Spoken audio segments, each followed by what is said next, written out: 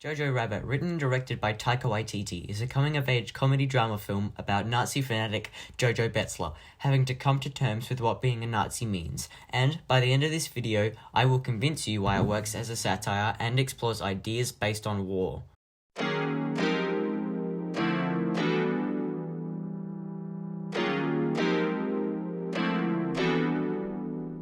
The opening scene itself features countless audio-visual and symbolic techniques and filmmaking choices that introduce our protagonist's character arc, key ideas in the film, and the satirical meaning of the film.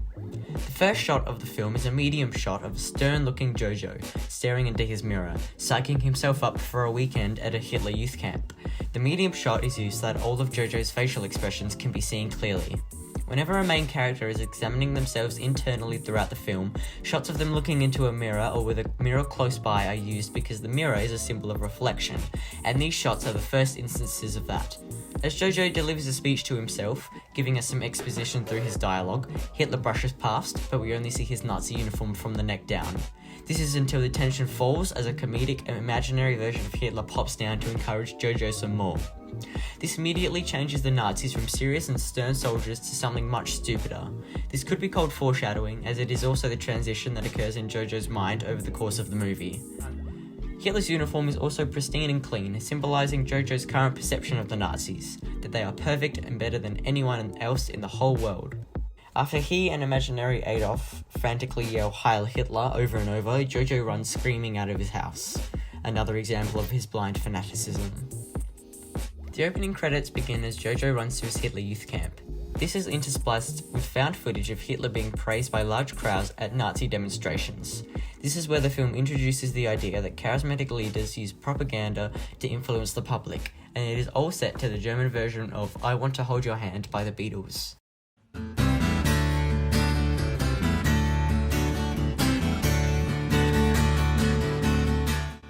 During the early 1960s, the Beatles exploded in popularity around the globe and were constantly surrounded by thousands of screaming fans whenever they were in public. This craze, known as Beatlemania, is similar to the massive following of Adolf Hitler during World War II. The two groups had vastly different messages and outcomes, but the Beatles and the Nazis both used their charm and charisma to entice the public into support. The anachronistic choice of songs subconsciously shows the audience that the support of Hitler by the German people was similar in its extremity to Beatlemania. Almost identical footage can be found of fans screaming at Hitler and fans screaming at the Beatles. In Jojo Rabbit, close-up shots show teenage girls with massive smiles on their faces, similar to teenage girls that would come 20 years later, screaming at the Beatles. The only difference is, instead of waving at the Fab Four, they are saluting at Adolf Hitler. Jojo Rabbit is a satire, and the point of satire is to warn people about issues in the real world by making fun of fictional versions of those issues. The film effectively highlights the dangers of charismatic leaders, especially during war, using the analogy of Adolf Hitler's pull on the innocent Jojo to show how they can manipulate people. There are several tracking shots during the opening titles, showing Jojo running through Berlin streets, Nazi propaganda plastered on the walls behind him. Posters promote Hitler's book Mein Kampf and show pictures of Hitler in his resplendent uniform. This background propaganda is constant in Jojo's world and is a symbol of the indoctrination that he and the larger German population whom he represents in this film are put through by the Nazi Party. In this sense, Jojo's character arc of learning to reject the Nazis and blind fanaticism is what all of Germany had to do during or after World War II, and what we should be doing with leaders of today, looking past the propaganda and the charisma to what their true meaning is. Jojo also runs past lines of sad-looking people lining up for rations and walls with peeling paint and cracks, showing that past all the propaganda Germany is losing and false pretenses are often upheld by leaders such as the Nazis to maintain image and reputation.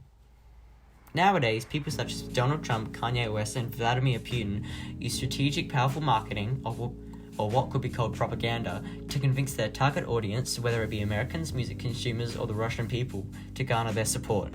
Hitler scared the Aryan race of Jews, Putin does the same today with the Russian people, and Donald Trump used fear of Mexicans to control the American voters. This is exactly what the satire in Jojo Rabbit warns us about.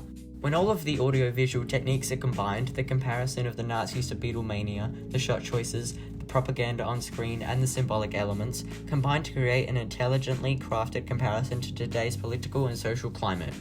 The opening scene itself engages the audience in the world of the film as they are introduced to key themes, ideas, and meanings. In that way, Jojo Rabbit succeeds as a satire. The effective use of audio-visual techniques throughout the film helped to convey the ideas as well as the point of the satire, leaving a strong impact on the audience that leaves them thinking about their own leaders of today.